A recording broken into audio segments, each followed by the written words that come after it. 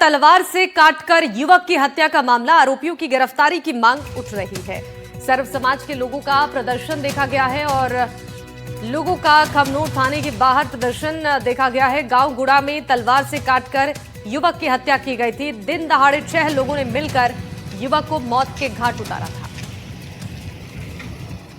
तो अब आरोपियों की गिरफ्तारी की मांग इस मामले में की जा रही है। बड़ी खबर है राजसमंद से। युवक की हत्या के बाद से नाराज ग्रामीणों और परिजनों ने मोर्चा खोल दिया है। सर्व समाज के लोगों ने मिलकर प्रदर्शन किया है।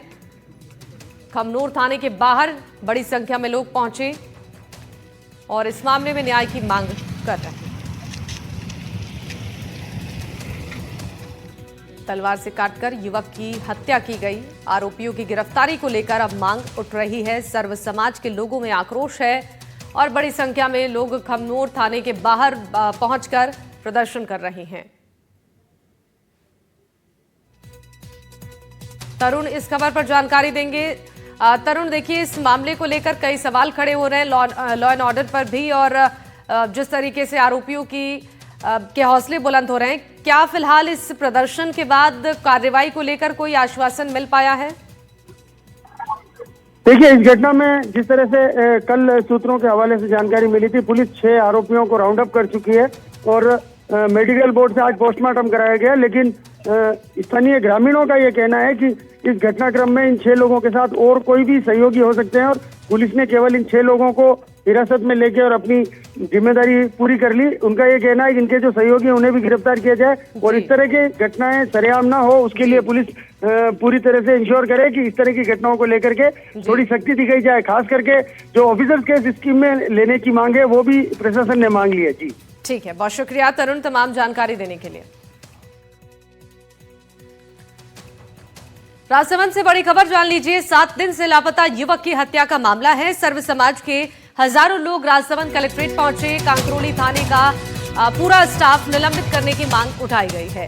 दोनों पक्षों में बातचीत के बाद से आधे घंटे का समय मांगा गया। सर्व समाज के लोग कलेक्ट्रेट परिसर में जमा हुए और घासा थाना क्षेत्र के कुएं में ये शव मिला था।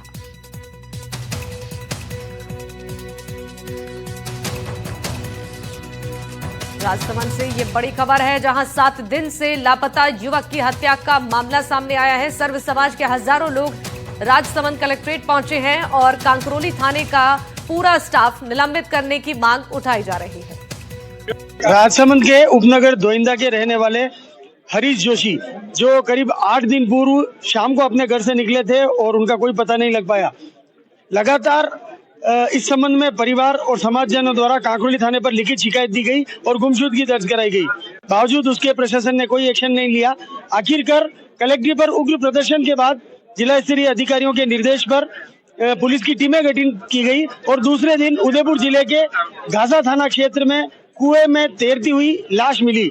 घटना के बावजूद अब समाज में जोरदार आक्रोश है और समस्त सर्व समाज के साथ ब्राह्मण समाज भी आज कलेक्ट्रेट पर एकत्रित हुआ है और उग्र प्रदर्शन को लेकर के इनकी ये मांग है, कांकरोली थाने का जो स्टाफ है जिनकी लापरवाही के चलते इस तरह की कांड हुआ है, उन्हें सभी को निलंबित किया जाए और साथ ही परिवार के लिए उचित मुआवजे की मांग, साथ ही गिरफ्तार किए गए दोनों आरोपियों को सख्त से सख्त ऑफिसर्स के स्कीम में लेकर सजा दी जाए। इस संबंध में अभी कलेक्टर राजसमंद और एसपी से मुलाकात करने के बाद ये दल वापस आया है। क्या मांग लेकर बैठे? जय श्री राम। सर्वप्रथम तो मैं आप सभी को ये कहना चाहूंगा, ये केवल कोई हत्या नहीं है बल्कि ये इंसानियत की हत्या हुई है, जिसमें केवल एक आदमी नहीं मरा है, एक बूढ़ी माँ का बुढ़ापे का सहारा खत्म हुआ है, एक जवान औरत की मांग का सिंदूर खत्म हुआ है और 2 बच्चे अनाथ हुए हैं। ठीक है, और साथ में हमारे गाँव को, दोइंदा को भी बहुत बड़ी हानि हुई है इस चीज में। जबकि इस कार्रवाई के लिए परिजनों ने एक दिन बाद ही 30 तारीख को जब आदमी लापता हुआ तो 31 तारीख के दिन ही प्रशासन को सूचना दे दी थी, लेकिन प्रशासन की लापरवाही के कारण उस आदमी की मृत्यु हुई है। जब ये घटना हुई थी उसके बाद गांव में किस तरह से आपने पुलिस को सूचना दी थी और समाज ने किस तरह की एक्शन लिया? सर, ये घटना 30 तारीख को हुई और 31 तारीख के दिन सुबह हमने रिपोर्ट दर्ज करवाई। रिपोर्ट दर्ज करवाने के बाद उन्होंने सिर्फ एक कांस्टेबल को भेजा घर पे। घर आया, सारी चीजें देखी और उनका एक चेक भी पड़ा हुआ था घर। उनको 2 चेक पड़े थे। एक चेक तो हरीश खुद लेके गया और दूसरा चेक पेटी के अंदर पड़ा है। कांस्टेबल को कैसे पता कि वो चेक पेटी के अंदर पड़ा है? जेरोक्स भी ले गया। जेरोक्स भी ले गया, चेक भी ले गया, सारे सबूत ले गया। उसके बाद उस बच्चे की हत्या की गई, हमारे भाई की हत्या की गई। और बाकी मांग हमारी सर, परिवार को रोजगार दिया जाए,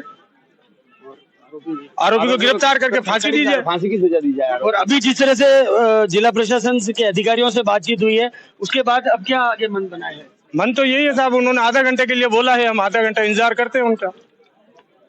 जिला प्रशासन, जिला कलेक्टर द्वारा आधा घंटे का समय मांगा गया है।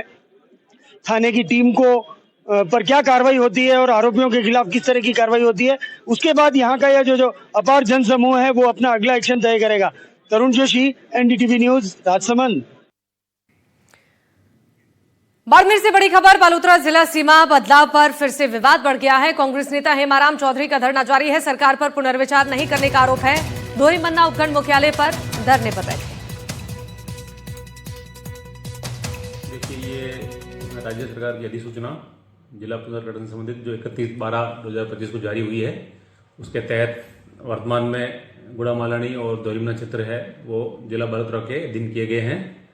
तो उसी अधिसूचना के तहत, क्योंकि 31 दिसंबर को ये किया गया और 1 तारीख से हमारा क्षेत्र जिला बालोतरा हो गया है, तो उसके तहत जितने भी डॉक्यूमेंट, जितने भी ये पेंटिंग वगैरह जो भी है, उनको उसी निर्देश के अनुसार जिला बालोतरा किया गया है।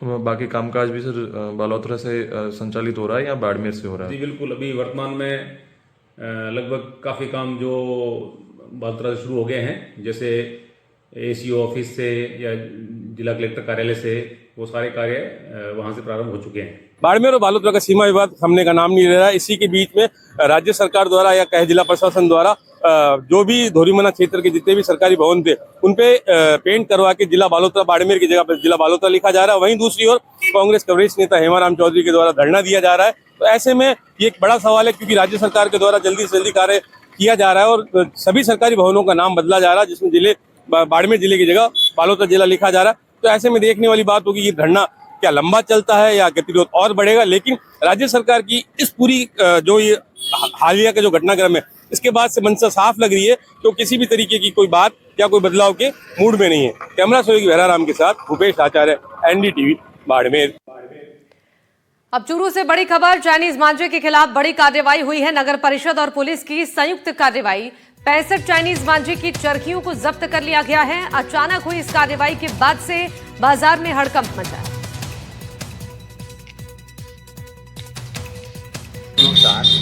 जो सिंथेटिक चाइनीज और लो एस के बने हुए धातु से जो मांझा बना हुआ है, उसको निषेधात्मक घोषित किया गया और उस पर कार्रवाई करने के निर्देश दिए गए, जिसके तहत आज सुजानगढ़ में आयुक्त महोदय, नगर परिषद श्रीमान एसएसओ साहब और मेरे द्वारा संयुक्त रूप से कार्रवाई की गई। मकर संक्रांति का जो सामने जो त्यौहार आ रहा है और छोटे बच्चे, पशु पक्षी या कोई माताएं बहनें, पुरुष किसी भी तरीके से जो चाइनीज़ मांझा के शिकार होते हैं या जो जीवन संकटापन का एक मात्र आधार है, मेरा सुजानगढ़ वासियों से अपील है कि जो मकर संक्रांति का जो त्यौहार है उसको मद्देनज़र रखते हुए एक तो जब भी सफ़र करें तो सावधानीपूर्वक देख करके ही सफ़र करें कि पैदल जाते आते समय कोई डोर वगैरह उनके पाँव में, गले में